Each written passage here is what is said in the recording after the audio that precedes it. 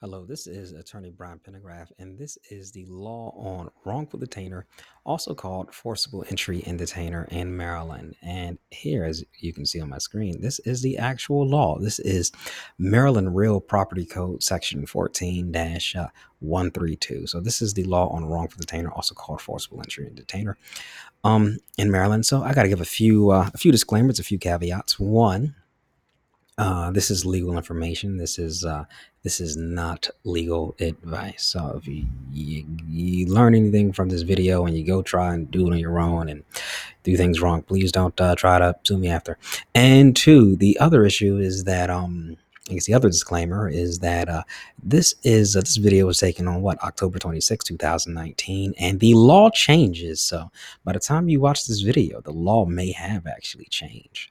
So, and let's see. Any other thing I need to say? Yeah, as you can see, my version here, it's color coded because that's just it's not the law itself. That's just my marking, so I could so this can be easier for me to follow, easier for me to kind of jump around. But I'm going to put a link to the this is the actual page of the statute from the General Assembly of Maryland where you can see this. I'm going to put the link in the description so you can so you can pull this up yourself if you would like to follow along. But your version is not going to be color coded like mine. I added these colors in for my own convenience. So that's pretty much it. All right, so let's get into the law on wrongful detainer in Maryland. So let's get into it. So 14-132, starting with A. In this section, wrongful detainer means to hold possession of real property without the right of possession. So translation, who is someone without the right of possession? That would be someone like a house guest that refused to leave. So once they're a guest, it's okay for them to be there, but as long as you tell them, hey, guest, you need to leave. At that point, if they don't leave, then they have no right to be there. Another example of someone who does not have a right of possession would be a squatter. Sometimes people just move in the properties, or sometimes it may be the former owner of a property who was foreclosed on. They no longer have the right to possess the property. This happens quite often. I've quite a few clients that purchase foreclosures, and the former owner may be still in the property. Those people do not have a right to possess the property. So that is what wrongful detainers use to evict. It's not for, let's say, someone who is a tenant or someone who's someone's a tenant, someone who's been paying rent, particularly. That is who wrongful detainer is not used for. A lot of times, it's also not used to evict like a wife or something. A lot of times people will call me like, I want to evict my wife for wrongful detainer. And they haven't yet been to family law circuit court in order to have a divorce or something. I'm like, dude, you can't just evict your wife. That's that's marital home. You guys got to go to circuit court and talk about that, or have a circuit court judge probably decide. All right, so moving on. This section does not apply if the person in actual possession of the property has been granted possession under a court order. So again, so if a court orders a person can stay on the property, say a court orders that the wife can stay on the property, or a husband wants to evict her, the husband owns the house, but a court orders that the wife can stay there, then again, this is not an appropriate action. You can't do that.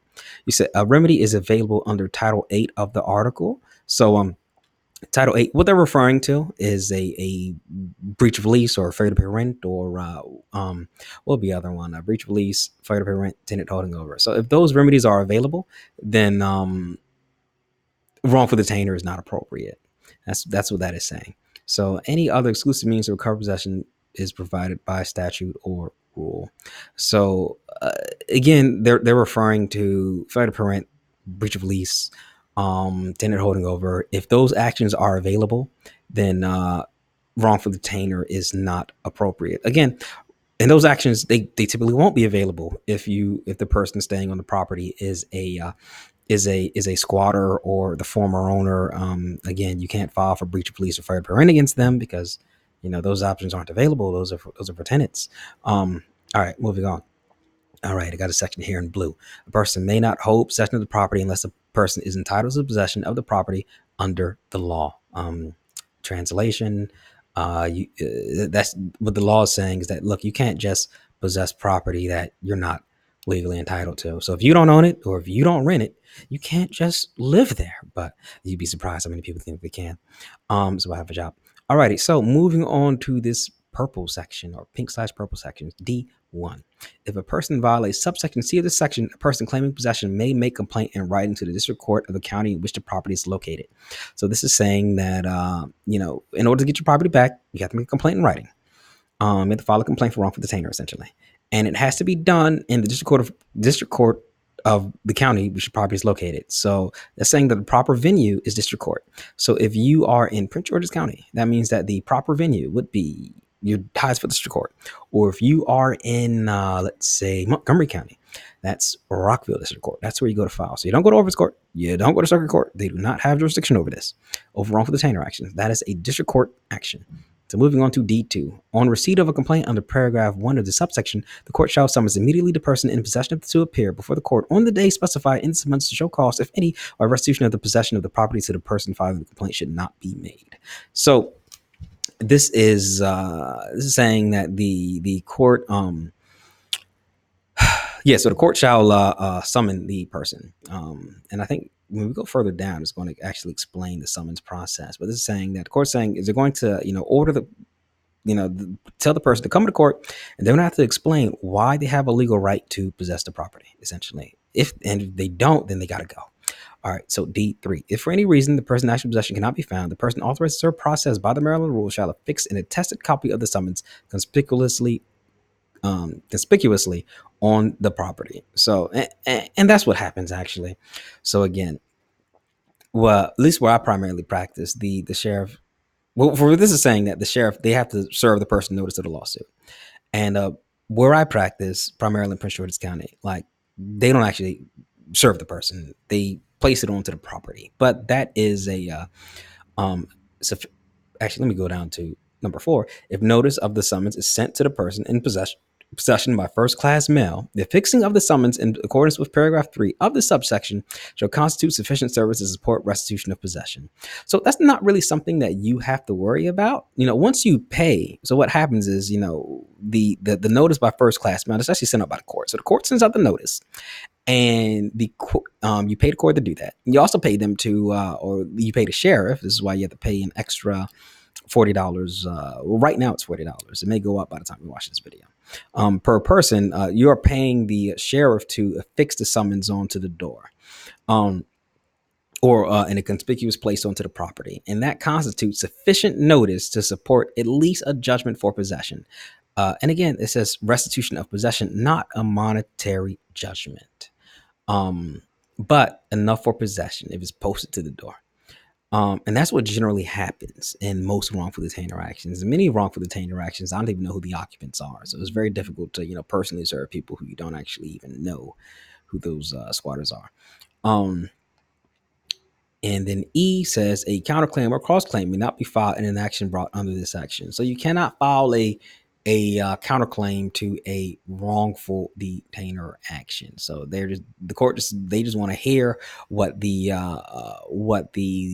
plaintiff has to say and the defendant's defense, if any. All right, so moving on to F, the green section. So we are now at F1. If the court determines that the complainant is legally entitled to possession, the court shall give judgment for restitution of the possession of the property to the complainant and issue its warrant to the sheriff or constable, commanding the sheriff or constable to deliver possession to the complainant. All right. So what that is saying is, so if they determine that you are the owner of the property and the other person has no legal right to be there, then you get awarded a judgment for possession of the property, and then you can file your warrant for restitution. The judge will sign off it, and then the sheriff will call you to schedule an eviction date, and you can have your what's the word for it? Your team, your eviction crew meet with the sheriff, and you guys can throw out the tenant and their things. That's generally what they do in Prince George's County, where I primarily practice. I think in Baltimore City, they actually just go out and change the locks, and they just want you to change the locks, and you apparently keep everything inside. So your jurisdictions may be different in how they do it, but nevertheless, they get you possession of your property back. All right, so moving on to two, and still in green. The court may also give judgment in favor of the complainant for damages due to wrongful detainer and for the court costs and attorney fees if. So this is saying you can get monetary damages. And here's how you can get monetary damages in addition to possession. If the complainant claimed damages in the complaint and the court finds that, so you have to claim damages, and the court finds that the person in actual possession was personally served with the summons, or there was service of process or submission to the jurisdiction of the court as would support a judgment in contract or tort. Um, so what this means is that you can get a monetary, you can get a monetary judgment, but generally the only way to do that is to get personal service, and the courts are not going to the sheriff, they do not again, where I primarily practice, that's not going to happen. The sheriffs, they're not going to personally serve anybody. So generally you're going to have to like hire a personal process server to serve the summons if you have any hopes of wanting to try to get monetary damages. And then you're going to have to show that that uh that your damages, they have to be what's it called, that you can win in contract or tort, a contract or tort claim, like just like a regular civil court claim, essentially, a regular small claims claim. Essentially, you have to be able to show that same burden as if uh in, I guess, regular or small claims or large claims district court. You have to reach that same burden, essentially, even in landlord tenant court, because again, landlord tenant court actions are generally, they take place in a different court than civil and tort actions. All right, so moving on to three. A person in actual possession who is not person served with summons is not subject to the personal jurisdiction of the district court if the person appears in response to the summons and prior to the time that evidence is taken by the court and asserts that the appearance is only for the purpose of defending an in rem action. So essentially it's saying that you're not going to get that again, if a person is not personally served, you can only get possession and you're not going to get a monetary judgment. That's the short version of that. Alrighty, so moving on to this last purpose section. So subject to section 8-118.1 of this article, a party to a wrongful detainer action brought into the court under this section may demand a trial by jury in accordance with Title 8, Subtitle 6 of this article. So you can ask for a jury trial. No later than 10 days from the entry of the judgment of the district court. Either party may appeal to the circuit court for the county in which the property is located. So you can, within 10 days, you can file for an appeal. That is the appeal period. So, and moving on to two. If the person in actual possession of the property may retain possession until determination of the appeal, if the person, so again, so the occupant, this is saying that they can still remain in possession of the property, even if they've lost the case, but they have to file with the court an affidavit that the appeal is not taken for delay, and file. So they have to show that they're just not doing this to delay the process. And they're filing sufficient bond with one or more securities conditional on diligent prosecution of the appeal, or pays to the complainant pays to the complainant or into the appellate court. So essentially, they have to pay money to stay. Essentially, they have to pay a bond. The owner needs assurances. Essentially, well, they need money.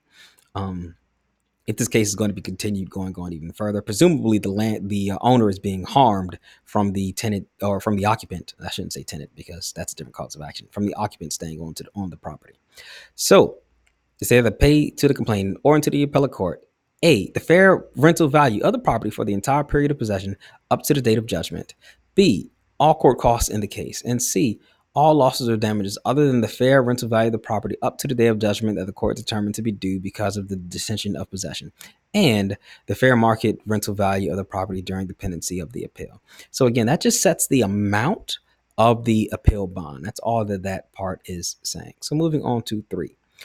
On an application of either party, the court shall set a hearing date for the appeal that is not less than 5 days or more than 15 days after the application for appeal. So this states, so that is saying when the appeal date is going to be. In my experience, these don't happen in 15 days. I think that would be great if I could get an appeal to happen that fast. But hey, that's what the law says. And down to number 4, notice of the order for a hearing shall be served on the parties or the parties' counsels not less than 5 days before the hearing. That's saying, when an order for hearing needs to be served on the parties.